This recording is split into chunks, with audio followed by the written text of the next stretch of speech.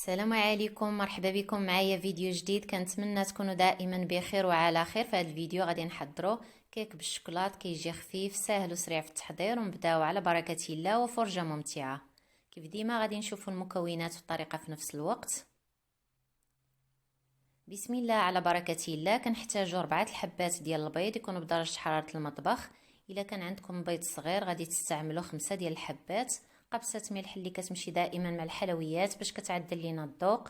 كيس سكر فانيلا، 100 غرام سكر خاشن. كناخذ ضراب الكهربائي وكنضرب هاد المكونات مزيان حتى كنحصلوا على خليط كيولي اللون ديالو ابيض.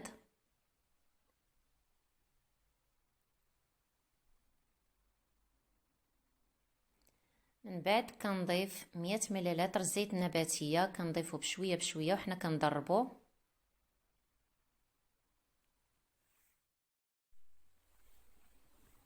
من بعد كنضيف 100 غرام ديال الشوكولاط حلو، ماشي كاكاو، الشوكولاط اللي كنخلطوه مع الحليب. استعملت نيسكويك، يمكن لكم تستعملوا اي نوع ديال الشوكولاط موجود عندكم في البيت.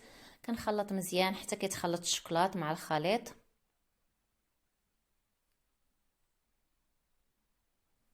من بعد كنضيف 200 ملل ديال الحليب يكون بدرجه حراره المطبخ، ومباشره غادي نضيف الدقيق. كنحتاجو 300 غرام، غربلته من قبل. غادي نضيف نصف الكميه ونخلط مزيان، ومن بعد غادي نضيف الخميره ونضيف الكميه اللي بقات ديال الدقيق. كنحتاجو 22 غرام ديال خميره الحلويات، كيف يمكن لكم تستعملوا غير 16 غرام.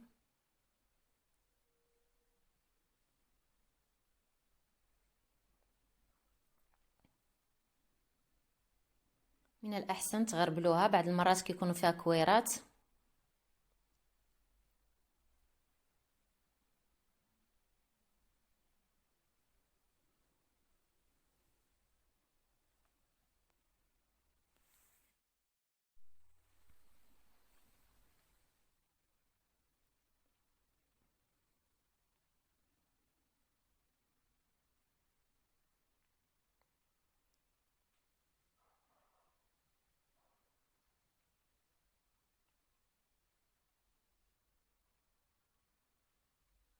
كيكون هذا هو القوام ديال الخليط كيف كتشوفوا في الصوره. المكونات اللي عطيتكم راهي مضبوطه، غادي نخليها لكم مكتوبه في صندوق الوصف.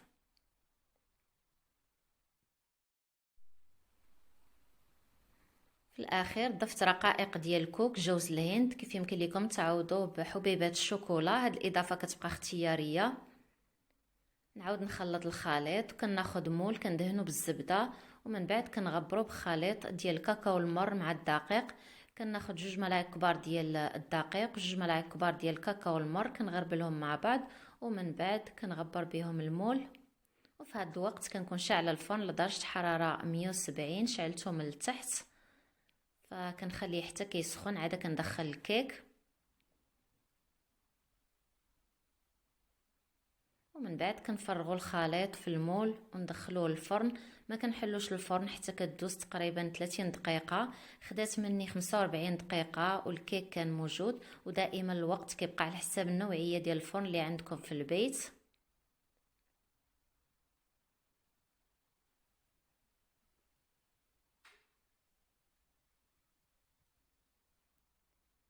وكيكون هذا هو الشكل ديال الكيك. من بعد ما خرجته من الفرن كنخليه تقريبا 10 ديال الدقائق في المول، ومن بعد كنقلبه فوق من شبكه ونخليه حتى كيبرد.